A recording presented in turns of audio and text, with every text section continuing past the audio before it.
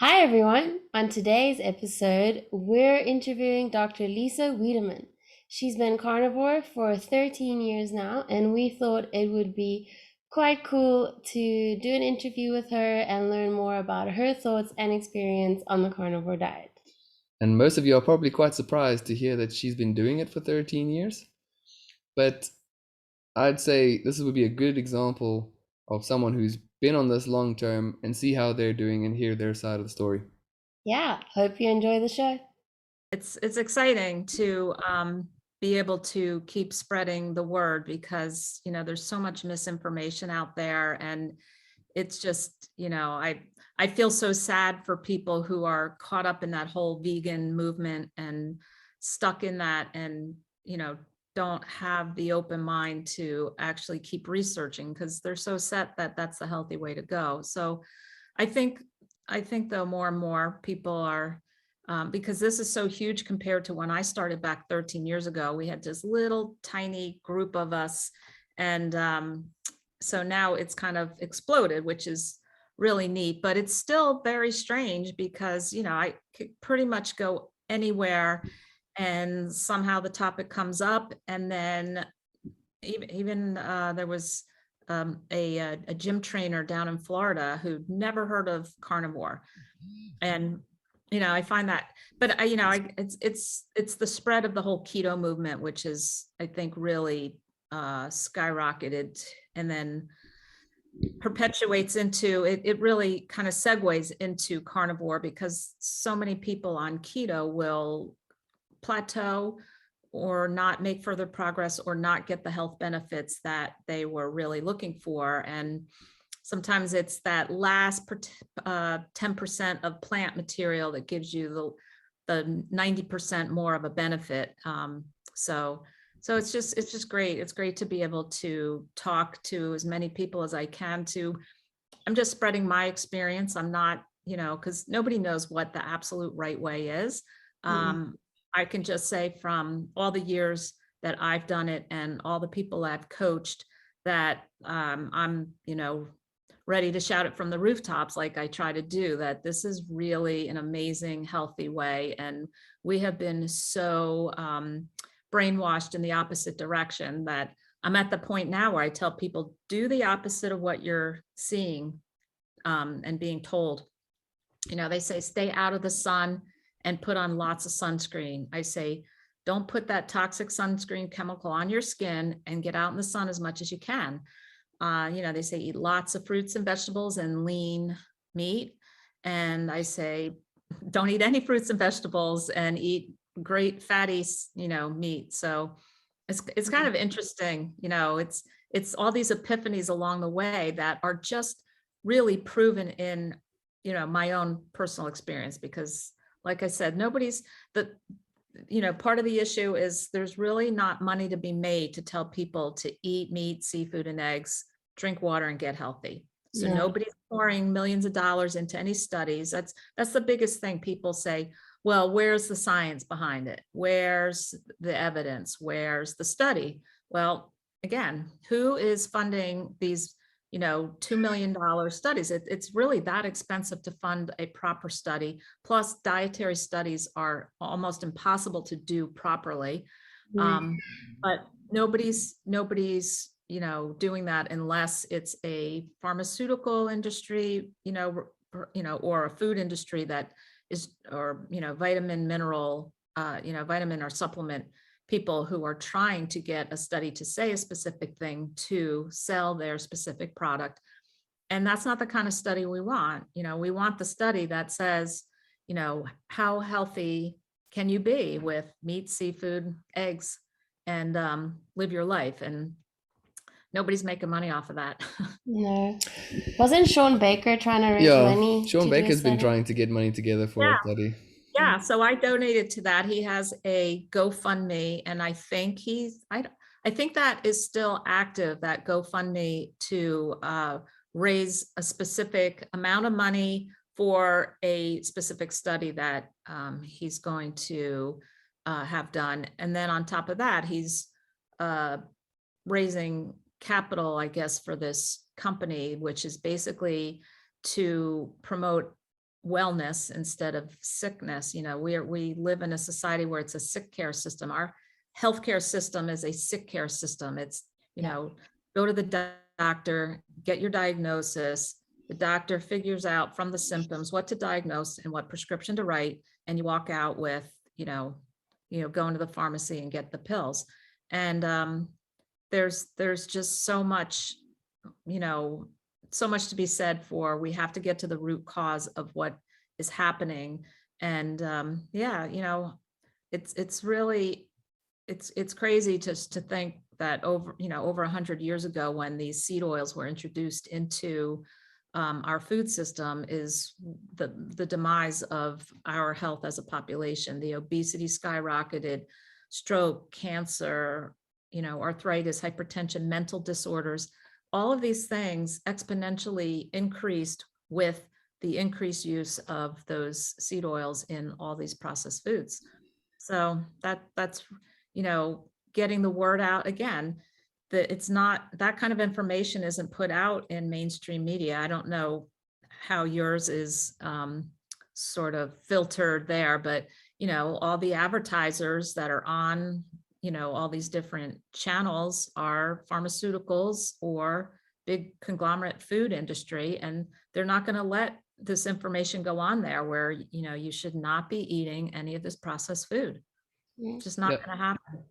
Yeah, in South Africa, they're not allowed to advertise for over-the-counter medications, but they can do other kinds of, off-the-shelf medications they can advertise.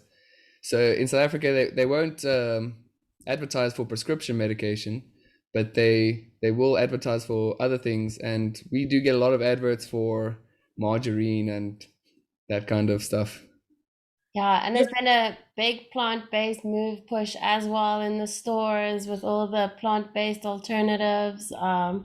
And like Tim Noakes comes from South Africa, and years ago he started with the whole keto thing, and he's also been telling people to eat more meat.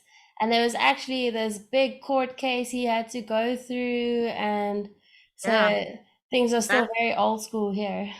yeah. So that court case is very well known here, and people followed that closely, and it's it's so interesting. It's money rules the world. It's Yes. sad.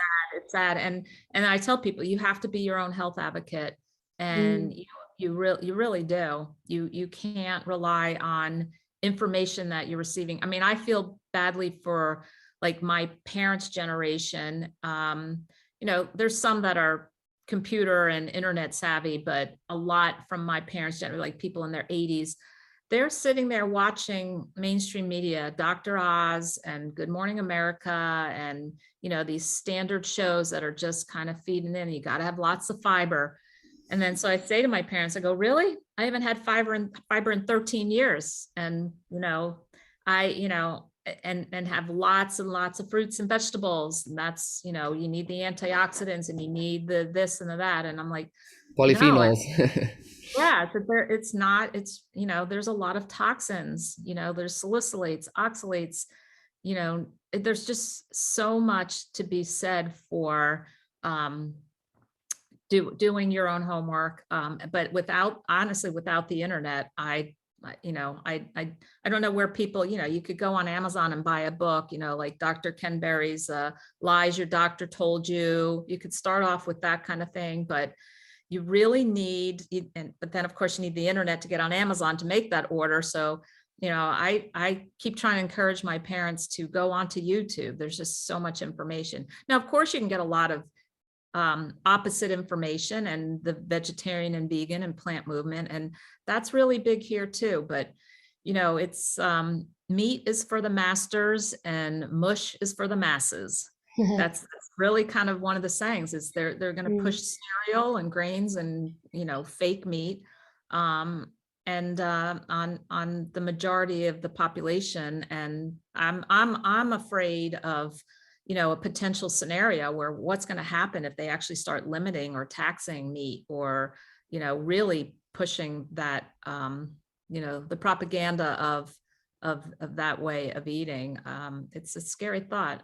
People are starting to think about buying land and, raising animals. It's getting to that point, which is really, mind-boggling that we're at this point that could actually be even in my thought process of like, yeah, how am I going to get my meat? Because that's all I eat. Yeah, there's a great movie, Beyond Impossible, Vinnie Tortorich Mm. just did about the whole, fallacy behind that whole fake, you know, plant-based fake food kind of garbage that they're pushing. So Where it's can you really, find that? I believe that is on Netflix. Okay. It's Netflix, or maybe it's on Amazon Prime or Apple. It's in one of those things where you can get, he's got a great two others, Fat and Fat 2 are Mm. really, really good documentary kind of movies about this whole, the misinformation that we've all been incorrectly informed way back when Ansel Keys was trying to prove his hypothesis that fat caused heart disease, and how that's just really so wrong. And I tell people, because people say to me, oh my God, you're gonna, you might feel good, but you're gonna die of a heart attack, and I go, no, actually I can name off right now 4 cardiologists that are eating this way. So if Mm. that doesn't say a heck of a lot. And then some people come back and say, well, that doesn't really say anything. Where's the studies? So again, we're back to where's the studies. But, this is such it's looked at as such an extreme way of eating. But in reality, this is the normal, natural, proper ancestral human diet. And is it restrictive?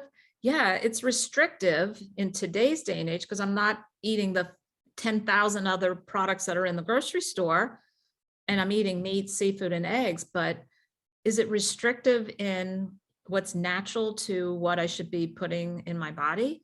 No, and there's so much variety and so many different types of, meat and seafood that you can eat that it doesn't feel restrictive. It feels healthy, and it feels just, it feels optimal to me. I would say that to anybody who has any diagnosis, is on any medication, look into this, because I know people who don't have their why. And I always say you have to have your why to come to this for whatever reason. It could be, it pretty much usually has to be significant enough where you turn to trying to seek out, and because nobody's just going to on a whim just say, oh, wow, that sounds cool. I think I'll just eat meat, seafood, and eggs. That sounds great. Let's try it. Like, nobody does that just randomly, because there's so many great things to eat, and sugar is so addictive. I don't know how it is where you are as far as, processed foods, and, these companies absolutely hire addiction specialists who really help formulate their foods to be as addictive as possible and get just the right combination of sugar, fat, and salt, and get this together so it's just a taste explosion. And it does definitely hit the dopamine centers in your brain and cause you to overeat it and want to eat it over and over. And I have people who fall back into it. They do great eating a carnivore way of eating, and then next thing you know, they're at a party, they're at a family gathering, they're at work, and food's ordered in, and next thing you know, they're eating it again. And it's just so I get it. I get it that it's not easy to navigate this on a day-to-day basis unless you have a very strong motivating why. Mm. Yeah, no one believes me when I tell them that I think that sugar is a drug, and then I always draw the comparison to cocaine. They're both white powders and they're both processed from plants, but no one seems to take that seriously, because cocaine is in its own category and sugar is in its own category, even though I see them as pretty much slight alterations of the same thing. Yeah, exactly. And I don't know if you've ever looked up, there's actually a study that was done with mice and cocaine and showed that that the cocaine was ended up, they left it to continue to go at the sugar, and they determined that sugar was 8 times more addictive than cocaine. And it part of I think the problem of really understanding the addictive component of it is that it's so accepted and widespread and abused and misused with no immediate penalty. So you're not overdosing on this. You're not, that's, I'm gonna say that's the problem, but that's the issue, is that there isn't an immediate penalty. But I tell people, I say, yeah, but 10 years from now, when you've got a little dementia starting, or you've got diabetes, or you have hypertension, or you have depression and anxiety. I mean, these things, unfortunately, it's a long, slow progression, and it would be nice if there was a more immediate penalty to, have people understand the seriousness of it. But it's not one of those things that is, like you said, accepted as an actual addiction. But from everything, believe me, I have looked into it, and pretty extensively, because I suffered for about 30 years of, carb addiction, sugar addiction, binge eating disorder, eating disorders. It was a misery. I couldn't get out of it. I couldn't figure out what the heck. And at that time, I had no clue that I was actually dealing with an addiction, and that this stuff was addictive. And that's why I didn't have control over it. It's very, very, very difficult. And that's why it's interesting. Charles Washington, who was one of the original zero carbers back when I found his group on the internet 13 years ago, he has such an interesting saying that the lucky ones get fat, because those are the people who will typically, because they're at their wits' end trying to lose weight. They don't want to be obese. They don't want to be fat. They just want to look good. They don't want to be in this predicament. So they're the ones that have been seeking out and finding paleo and keto and carnivore, right?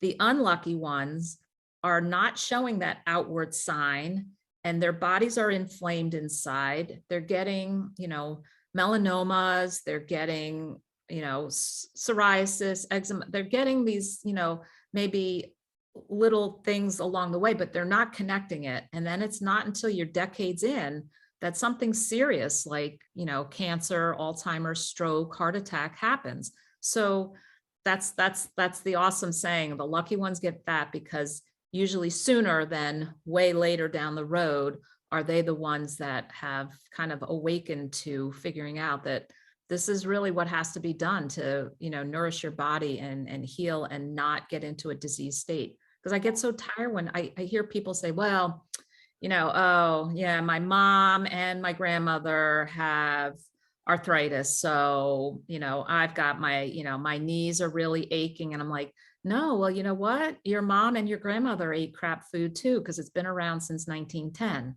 Okay. So don't look at that as, and then you brought up in that family are eating the similar same types of foods. It's like you're accultured to, like the Italians, or the pasta and the bread, and, and so you keep doing what your, elders do, and get similar diseases. So it's really kind of crazy to think that, I don't see it turning around anytime in the near future, as far as it being just like tobacco originally was not touted as, it was advertised, and it was like, oh, this is great, smoke away. And it took a long time before that got actually out, as far as the addiction and the cancer and all that. But I just don't see it happening with sugar and processed foods, because there's just so much money in it. And there's so many, lobbyists, and, Coca-Cola is paying off scientists to come up with studies that sugar is not bad. It's just that you're not exercising enough and eating too many calories, but it's not the sugar. They're trying so hard to just keep the food the way it is, because we just keep buying it. And people don't want their favorite junk foods to be bad for them. So they Uh, really they're like, no, this food is fine for us. oh yeah. Because they want Yep. to keep eating it. They're addicted to it. Absolutely. There, and I find people hold on so tightly to the thing they most really needs to give up. And, Mhm. and the people that I talk with, because I see the problem and the predicament they're in, and I want them to get healthy and they want to get healthy. But then when I'm talking with them and I'm telling them, oh, oh yeah, whoops, you chew 3 packs of gum a day, throw the gum in the trash. Oh, Diet Coke, you have a Diet Coke habit. Well, you're going to throw that in the trash too and not buy that. And Mm. then, oh, you put Splenda in your coffee, and it's on and on. It's chemical after chemical. I go, you have to understand, you are purchasing a chemical process from a company. They have manipulated chemicals. You look at the package and there's 18 different ingredients, right? And they get it to be tasty and sweet and addictive, and you keep buying it and you keep putting it in your body, and it's so not healthy. And I said, you know what? I say, suck it up, buttercup. I know you don't want to do it, but suck it up and do it. If you want to make a change, you have to make a change. Mm. If you want things to change, you have to be willing to make the change and not just keep saying, I actually had somebody who wrote to me seeking my help, and then and was asking me some questions like, their weight loss plateau, they haven't lost any in a long time. And I said, well, try giving up dairy, like cut the cheese and the heavy cream, because that can be a big problem. It also has its own addictive components with the casomorphins that are in cheese. And I found my own personal experience, I can definitely overeat cheese. I like to fry cheese. I like to, you name it. So I said, give that up. And then when the questioning went further, she's, got a stevia in the coffee problem and this. And then I said, yeah, try giving that up for 90 days. And she's like, well, I'm just going to have to find a different diet then, because I can't live without my coffee and stevia. And I said, okay, good luck. Yeah. Find that next diet that's going to be the answer for you, and that's not to say, there can be some people who can do keto, or, what they call whatever, ketovore or yeah, I don't know. There's all sorts of kind of middle of the road versions and names. And some people can still drink coffee and have stevia in it. Those are the people, though, in my mind, nowhere ever near what kind of addiction I had to it. I can't have sweeteners, because then it ends up triggering the cravings to want. Then it would be okay, we'll have just fruit. Well, then it just keeps sliding, and Yeah. it's not good. It's just, again, just I tell people, think about it. This is a substance that is not necessary in anybody's diet. There's not a single, requirement for carbohydrates. And for many people, many people, this stuff is addictive. And, a lot of people come to me and say, I never, until I was listening to you talking, I never really thought about it as an actual addiction. But you know what? I keep go the yo-yo, you lose 25 pounds and then kind of start slipping. You go down that slippery slope. Next thing you know, you're up 30. And then you decide, all right, it's, New Year's, and get back on the diet, and you lose it again. And I say, well, you realize you keep going back into the addiction and, getting yourself right back where you were. And the fact that what will keep you healthy and at your lower weight is staying away from it. And the fact that you go back, that's like, an epitome of the definition of addiction is, doing what you should not be doing. So Mm. Yeah. Well, I can definitely relate to the addiction part because first time I remember binge eating, I was 6 years old.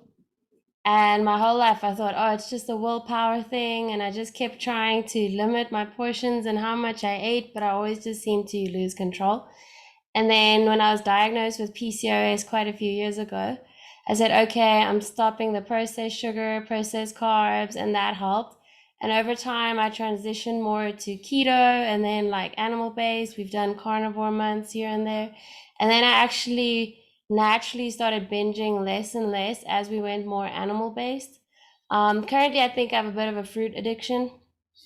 Um, it's that sweet, like I was listening to you talking about, like if you have a mango, you'll want more fruit. That's kind of where I am. But currently I'm trying to limit it, but I'm also pregnant, so I don't want to just cut it cold turkey completely and have a shock to my body. So I'm like trying to taper down the carbs and the fruit every day. But Uh-huh. it's hard. Every day it's a battle to just limit myself to like only 100 grams of carbs because I was going on what Paul Saladino recommended the maximum be in one of his videos. And I'm like, okay, we'll start with that and then go down a little. He's smiling because he knows I'm addicted to it. And but it's that whole thing when you start eating, you just want more and more of it. But it was just fascinating, like the months where we did do full carnivore, where I didn't have the urge to binge, and then as soon as I add the fruit back or Right. any type of sugar, So listen to yourself right there. You said, oh, it was so awesome the months yeah, we did carnivore.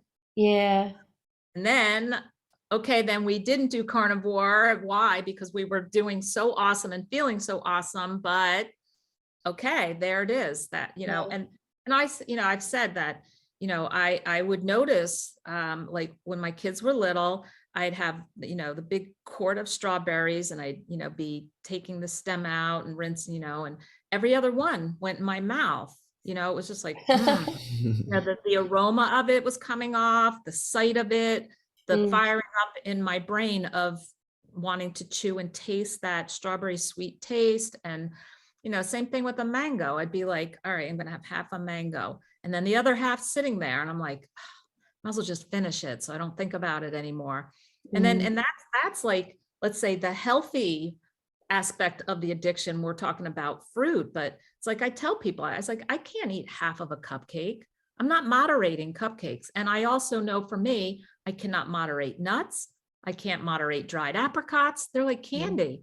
I can't moderate anything. I can't moderate anything with the taste of sweet mm, because it just keeps firing to eat more.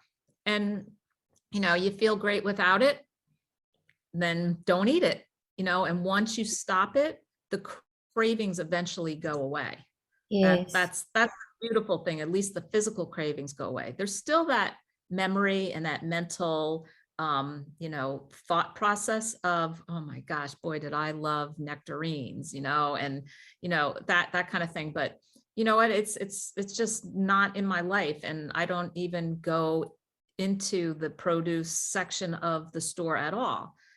So there's really the temptation, the hard part. And I tell people this with, there's people who are addicted to chocolate, candy, that whole thing. And it is in our face everywhere. I mean, you go to a hardware store to buy a hammer and there's, M&Ms and, all sorts of stuff in front of you at the cash register all the time, like everywhere you go. So that's why I say this is such a difficult thing to overcome. Like if you know it's not healthy, you feel better without it, you don't want to eat it anymore, but it's so hard because it's always in your face. Like, you go to a party or you go to a family holiday event or you go to buy a hammer or you're in the grocery store. The first thing, you walk in and from floor to ceiling, they've got, potato chip displays and they've got, whatever. Cool Their drinks. yeah, and their house baked goods, the cinnamon crumb cake right there.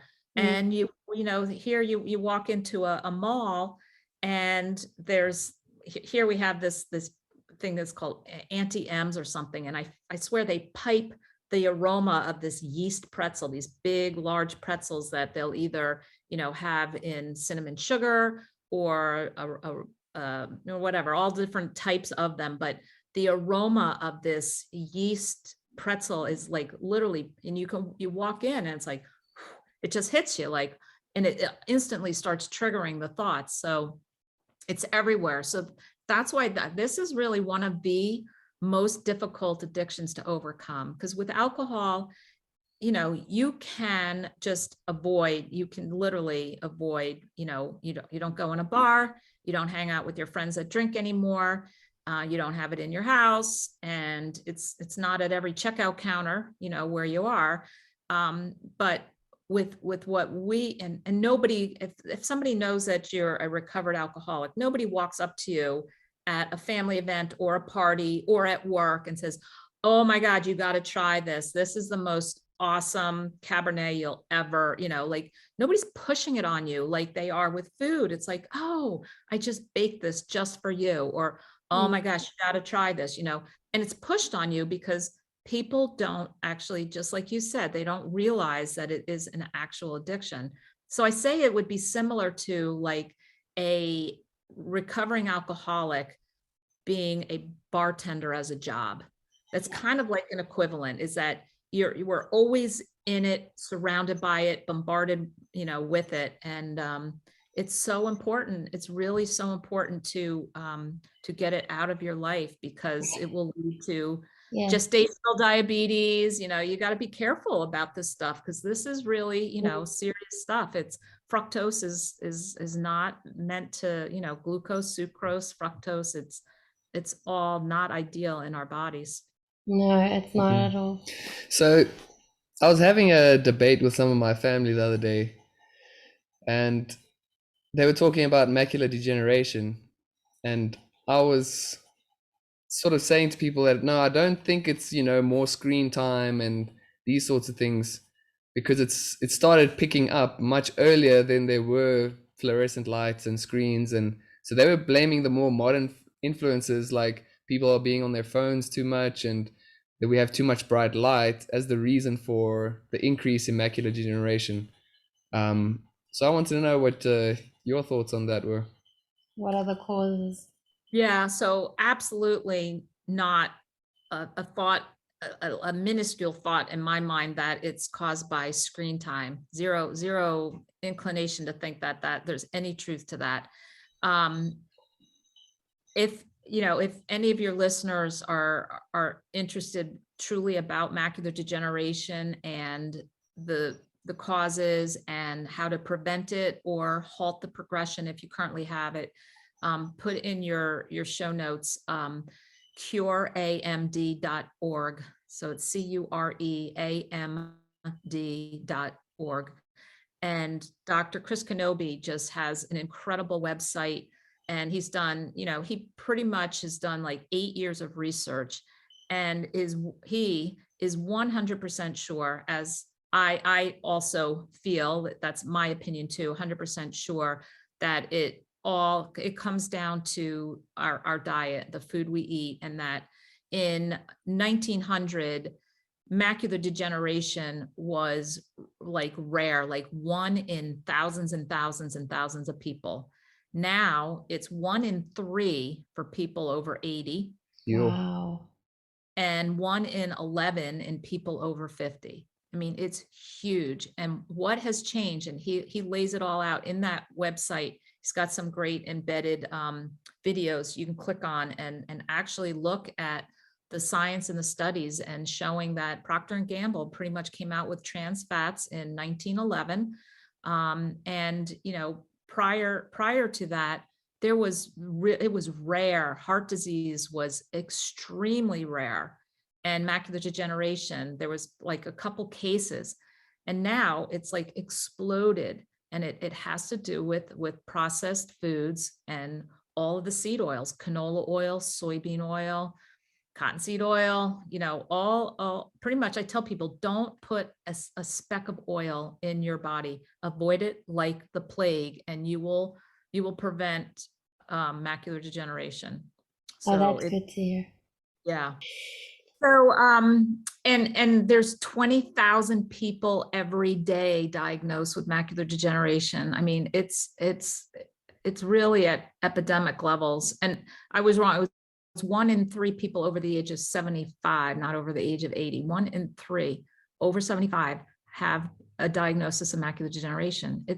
I mean, when you think about that, that's crazy numbers. Yeah. And I say, if you avoid the trifecta of what you need to avoid is sugar, grains, and seed oils. And I feel people just did that. I know this whole thing of carnivore seems ridiculously crazy and restrictive to so many people with no vegetables and no fruit. But the fruit is a whole thing as far as the addiction side of it, but that's another story. But realistically, if those three categories were eliminated from a diet, then there'd be so much improvement in health, without feeling like you have to go to the extreme. But again, nobody wants to do that unless you have your why, nobody, but I just think year by year, decade by decade, people are sick. I mean, I have patients that come in and they're sitting there in my chair and they're like, don't get old. Everything started falling apart when I turned, whatever they say, 65, when I turned 60, when I turned 70. And I'm like, yeah, well, that's, I'm thinking to myself, well, unfortunately, we as a population are just going along our way through these decades, your 30s, your 40s, your 50s. And then all of a sudden it catches up because there's so much inflammation. Those seed oils, they absorb into the walls of all our cells. We have a lipid membrane and they absorb and they stay there for a long time. There's about a 600-day half-life. So what you eat French fries, you eat potato chips, you eat mayonnaise, salad dressing, right? That seed oil stays in there. If you stop right now and don't have another speck of it, 600 days from now, half of that is still in your body of what you've been putting in. I mean, it's so, and I feel like if people actually watched those videos or watched Chris Kenobi's video that's in that website, and it's not just for macular degeneration, that translates into everything: diabetes, hypertension, heart disease, stroke, cancer.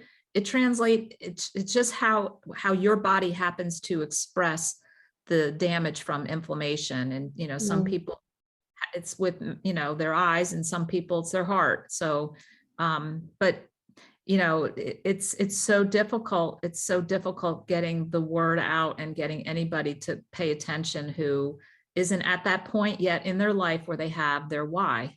Yeah, So that makes sense. For some people, it shows up in their skin. Like, I don't know, I have skin problems, and even though I've cut out like seed oils and stuff, it's like what, 3 years now? And I even like cut out pork and like mostly chicken because of the higher like omega-6 in there. I think it's still gonna take a while for everything to get out of my system and for me yeah, to really see all the benefits from cutting it out. Because people always want it to be a quick fix, like, oh, you've given it up for a month and now you don't see a difference, so it wasn't that. But like you said, 600 days, just the half-life. You have to give things time, especially yeah, when it comes to seed oils. yeah. And I say to people, it's so funny, like just what you said. People say, well, I've done it for a month and I don't notice a change. Well, you know what? You've done the other thing for 30 years and now you expect 30 days to, flip it around like that. No, I say at a minimum, you got to do it 90 days. You got to get through the transition period. You got to get through adaptation, and your body's going to figure out, oh, we're not getting that garbage anymore. Let me figure out what to do with this really good, nutritious food and start healing. Because I'm the body is remarkable in its ability to heal, but it's only in the presence of proper nutrition. And I know there's so much conflicting noise out there, and I'm sure most of the people that are listening to your podcast aren't people who are vegans and vegetarians, but but there's probably plenty of people who couldn't imagine to be at the extreme where I am. I mean, I'm a little over 13 years now of eating meat, seafood, eggs. I did and do, and sometimes in and out include cheese, and heavy cream and sour cream. They're all, still animal products, but for me, I'm at the next level where I'm like, I realize that's gotta go too, And it's funny because there's this saying where the one thing that you most don't want to give up is the one thing you most need to give up. Makes So sense. yeah. No, I can relate with the dairy. Like I stopped dairy at the beginning of the year, and now with being pregnant, one of my biggest pregnancy cravings is cheese. But I'm a little stubborn at this point because it's been 4 months already, and I just don't want to give in because I know that I can easily lose control when it comes to dairy products. And well, I quit it to see if it would help my skin. Yeah, for Um, yeah, dairy does tend to be inflammatory for many and also cause skin issues for many.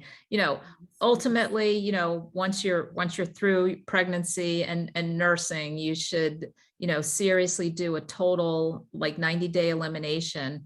And, mm, some people say do beef salt water for 90 days and see what happens and see what clears up, and then see what you can add back in. Then add in eggs and say, okay, this is still good. I'm not reactive or allergic to eggs. And then say, all right, let me, add in other types of meat and let me add in seafood.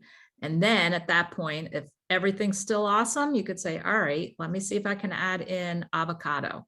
There's only very limited things that I would, you know, from what I know and from how I feel and from all of the different pretty much scientists and physicians that are out here talking about this topic about, the toxins in plants, and they've got toxins that are meant to protect themselves from being eaten by us. So why am I putting that in my body? And it's like, and I'm like, I don't really crave vegetables. I mean, I really only liked vegetables if I had melted butter or cheese on it. I'm like, I'm not thinking like Brussels sprouts is really not just like this thing that I crave, but man, when I'm hungry, a grilled ribeye, boy, that's amazing. I mm, mainly eat, pretty much ribeye, New York strips, and ground beef. I don't know if you call it mince there, but yeah, that's the majority. And it's every time I don't get bored. People say, "Oh my God, this is so boring. I could never do that." Well, you know, yeah, compared to the way the standard diet is, it could seem like it could be repetitive and boring, but repetitive and is amazing. I mean, it really is. When you're repeating something that makes you feel good and keeps you at a real nice, lean, healthy body weight, and you're on no meds and you've got literally no diet, your PCOS is relieved, your skin issues are gone. How boring is it to eat delicious beef when you get hungry? I say, what's boring? It's boring to go stand in line at the pharmacy. It's boring to wait in the waiting room at the doctor. It's boring to sit there for hours trying to research on the internet how to solve my problem. That stuff's that's, to me, there's just no trade-off to saying it's boring. And I tell people you have to change your relationship with food. It's no longer entertainment. You don't do it out of boredom, out of stress, out of any other reason other than, wow, I am really hungry, and boy, does that steak sound good right now. Because if it doesn't, then you're not hungry enough. And if you're getting up to eat for any other reason, then it's wrong. It's not going to lead you to because I tell people you can overeat on carnivore for sure. If you're in the same habits of, eating when you watch TV, eating when you're bored, eating when you're stressed. I mean, you could, people go to town on the pork rinds and the bacon, and, you could just really keep going and get your, gain weight. You can, because you're not changing your actual relationship with food. And that's really part of it, aside from the first hurdle of, getting all those foods out of your diet. And then the next one is really kind of just figuring out that that food is no longer, it's not entertainment. It's, and then sometimes, like if I'm going to a social event, and I'm not so sure what's going to be there, I just eat ahead of time. And then when I'm there, if there is something that I can pick at that is meat or seafood or eggs, then fine. But other than that, I can just go and enjoy, the people and the laughs and the fun and the talks. And, it doesn't have to be about putting food in my body that I know is not making me feel great. And it's hard, though. It's hard. It's hard because these situations happen over and over, and they're triggers. I call them triggers because people get triggered. You're at a wedding. Look at that wedding cake. Everybody's raving. It's the best wedding cake they've ever had, and it's now in front of me. And that's a trigger. But I tell people, you got to look at that, it's not that I can't have it. I choose not to have it. I know what it does to my, insulin and my glucose and inflammation. I know sugar feeds cancer cells because cancer cells are so metabolically active, and the most their favored source of energy is from sugar. And you just get that in your head that, what, even though this appears normal in our society, eating that big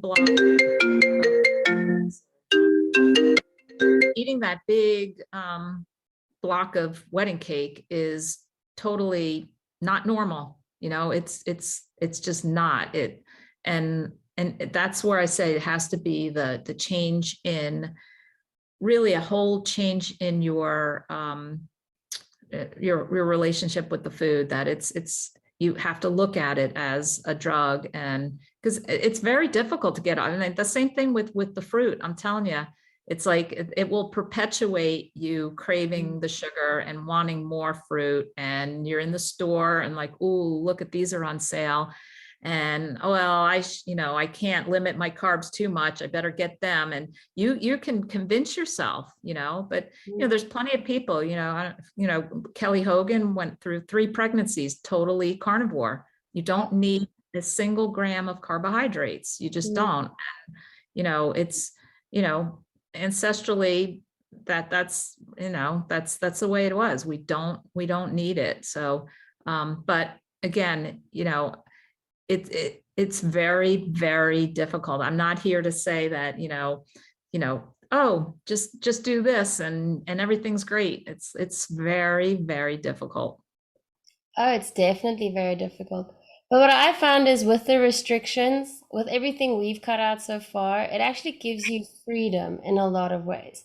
Because for me, well, I look at the slice of cake and just think that's just not worth it. It's not worth my skin breaking out. It's not worth the digestive discomfort I'm going to feel and any other negative side effects. So that quite helps. And makes me think there's this book by Jocko Willink called Discipline Equals Freedom. And for me, I found the most food freedom when I cut out the most foods. So when I cut out the seed oils and the grains, because you walk in the store and those foods aren't options anymore. I don't look at the chocolates or the chips and think, ooh, I want that. I just walk past them because they're not, it doesn't even count as food anymore. Or even nuts and things like that. And that actually gives a lot of freedom. Like when we go shopping, it's quick. We go to the meat section, okay, now the fruit section, but hopefully one day also just the meat section. And you go pay and you're out. We don't have to look at all the stuff and consider everything. It's quick. And the other night we went out to a restaurant with friends, and one of our friends was taking like 20 to 30 minutes trying to decide what to eat. And it was so frustrating for him. And we were just laughing because for us it was easy. We got a steak and asked for it rare, and we could enjoy the rest of the night, and we didn't have to spend so much time worrying about what we were going to eat. It was actually quite freeing for me.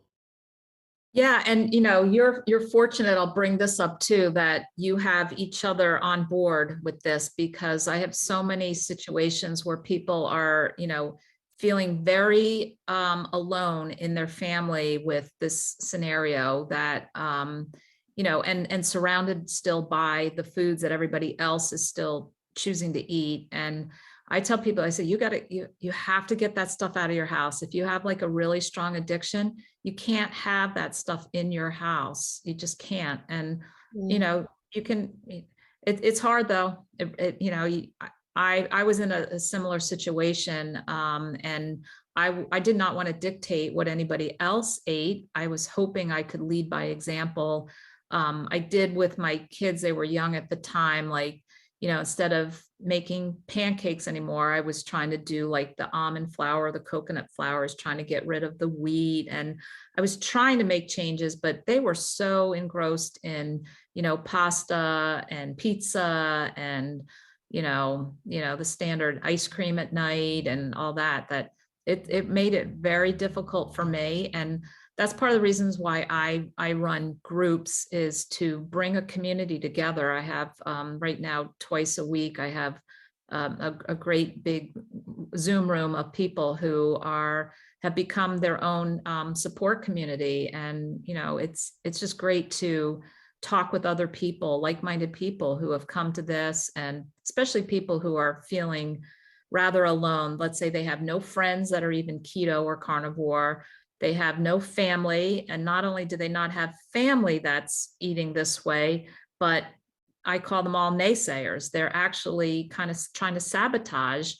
And even though you're looking better, you're feeling better, they're so eager to say, oh, you can't possibly do that the rest of your life. You can't possibly think that's healthy. You can't possibly think you're not going to get a heart attack eating all that beef and bacon and eggs.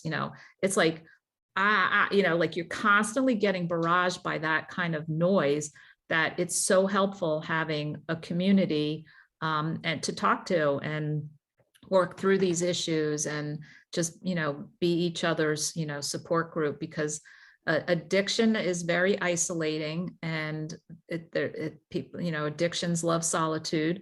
And that's why I try to get, as best I can, is just tell people, just get involved in a group and talk and be active, and know that it ends up, most of the people that have come to my groups are people that have realized through their lives that this is a total problem, this sugar taste of sweet addiction, and they want out. They want to be done, because it's so freeing. Once you're truly done with it, it's like, for me, it's like,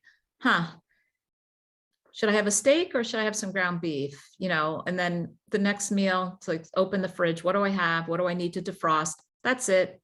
I cook it within maximum 10 minutes. You eat, you clean one plate, and, a lot of times I grill, and that's it. It's so freeing. It's so easy, and it's so healthy. And, until you actually experience it, you can't imagine it. Because I know for me, back when I just kind of was starting to get in my head, like, there was Atkins, and then there was, the low carb movement, but just to not eat my toast with my eggs, I was like, oh, no toast, no toasted bagels. Well, I don't know if you have bagels there, but we have these amazing bagels here. And I was like, I had such a hard time wrapping my brain around the fact that this stuff that I've been eating all my life as a kid, make toast, have toast, bread, sandwich, all of a sudden it's like, nope, not healthy.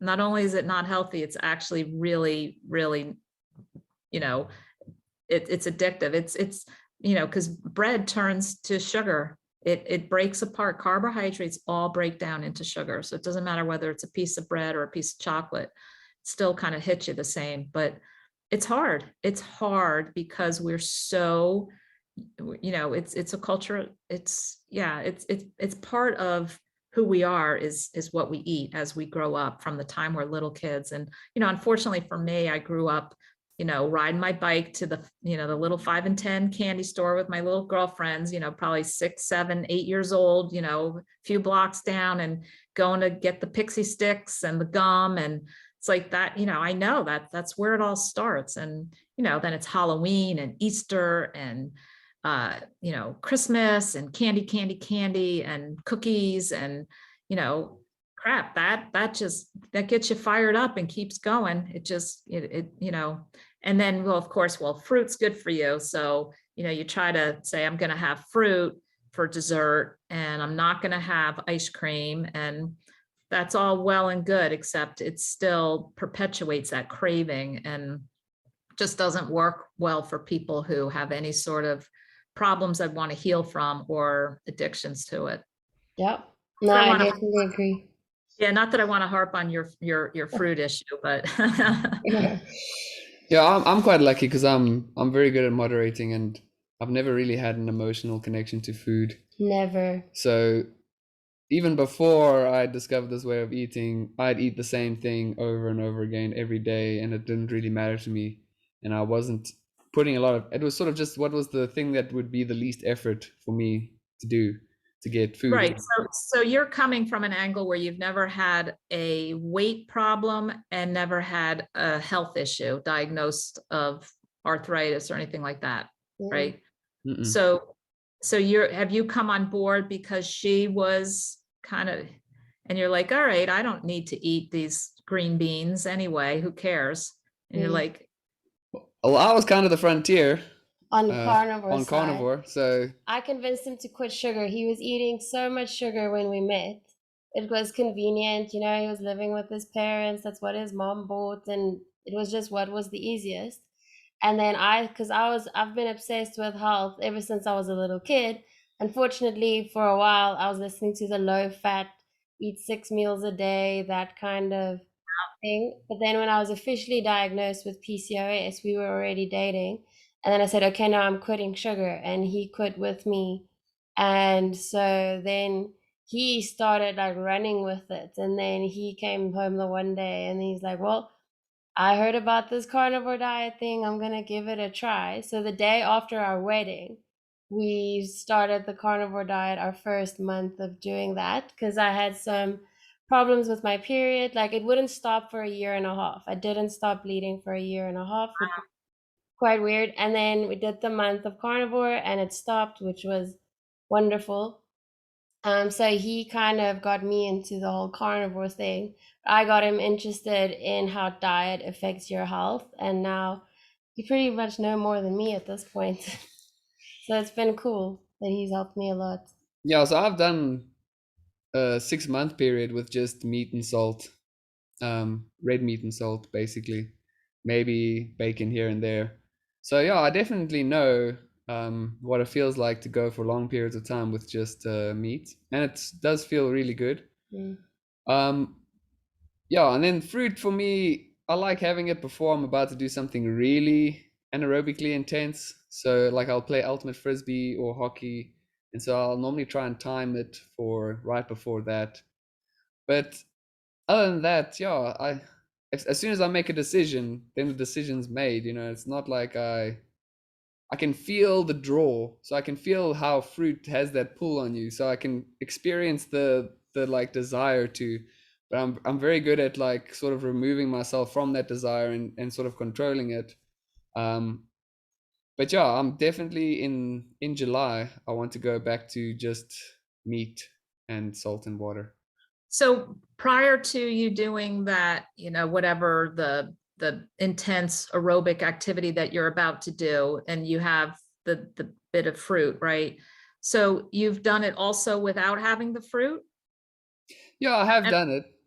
I'm only asking because for me, I ended up running 4 half marathons powered pretty much by ribeye and all on carnivore. And you know, everybody's like, oh, you got a carb load and you got a this, you got a that. No, I trained for 4 half marathons, just not eating a speck of fruit, you know, not, you know, nothing. And I, you know, would my time have been better had I had fruit right before the race? I don't think my body would know what to do with it at this point. But yeah, I felt like just that, yeah, there was no necessity for it. But I see Saladino, he's out there and he's surfing for 3 hours and then working out, and he can evidently, I guess his body tolerates the amount of fruit and honey he eats. I just, you know, for the average person and for anybody who has any sort of predilection for sweets, I think it's the worst advice to have anything with the taste of sweet. No fruit, no honey, no artificial sweeteners. Just get it out. It's not necessary. It's not a requirement for health. And you know, again, it's you're fortunate you're able to moderate and you're healthy and you have no diagnosis. So it's working well for you. And you know, I don't see there's any, you know, reason why you should need to absolutely change from that. It's especially, it seems like you're mainly carnivore, but just a little fruit before you do some intense exercise. Yeah, so it's when I'm doing something like cycling or running or something that's a very long distance activity that's going to be very like repetitive and rhythmic, then I don't feel the need for any fruit, because your body kind of gets into that zone and you can use your aerobic energy systems, and you sort of fire on with that the whole time very easily. Like I can do that with no food basically. I can cycle like 40 kilometers with no food eaten that day. It's very easy. But it's as soon as I have to do these sprints, like these maximal output sprint repeats, so you're not sort of in this rhythm. You're always stopping and starting and sprinting and then changing direction, sprinting again, and it's that's when I start seeing that need for the. Well, I just noticed that I could get a few more kilometers out of a frisbee session because I'll track on my GPS. I'll see how far I run in a frisbee session or in a hockey session, and I noticed I could get 1 or 2 kilometers more in a session if I just had a little bit of fruit before. Yeah, so I think for somebody doing some intense activity like that, that's totally fine. I don't think, because your body's burning it up, really is. Well, thanks for having me on. This has been great. I appreciate the opportunity to talk and spread my word of, a lot of it for me is the macular degeneration.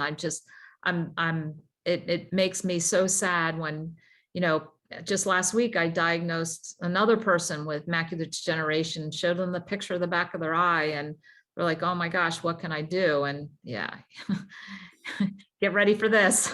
Go to this website and, start going down the road. Oh, before you go, do you think a carnivore type diet can help with glaucoma as well? Because I have people in my family that have glaucoma and they're a bit worried about it. Yeah, I've had people report to me that, as a side effect, they went carnivore, let's say for PCOS or for whatever reason. And then they'll say, they'll write to me because they know I'm an eye doctor, and they'll say, wow, so awesome. I was also borderline, glaucoma suspect. And now when I've been going to the doctor, my pressure's normal and they're not going to put me on meds, or some people have gotten off meds. So I just think, to me, I just say it has the opportunity to heal everything. I don't feel it's going to reverse somebody who has scarred visual damage from end stage macular degeneration. Like, I'm not saying that. This is not a miracle. This is just something for everybody to understand and know that you can halt the progression or prevent things. And, same thing with glaucoma. There's a certain amount of nerve damage that is sometimes done and vision loss that happens. And I'm not thinking, going carnivore is going to reverse that, but I do feel like it will potentially halt the progression of it, that's the key. And especially, people who have family history of any of this stuff, cataracts, glaucoma, macular degeneration, get on board with this healthy ancestral way of eating that removes all the toxins out of our food system, and just live a very fun, healthy, active life. Great. Thank you so much. Yeah, thank you very much for coming on to our podcast. We really Send me the link when you get it, and I'll promote it on my Instagram. If anybody wants to get in touch with me, it's at Carnivore Doctor on Instagram with the words spelled out. And my YouTube channel is Carnivore Doctor.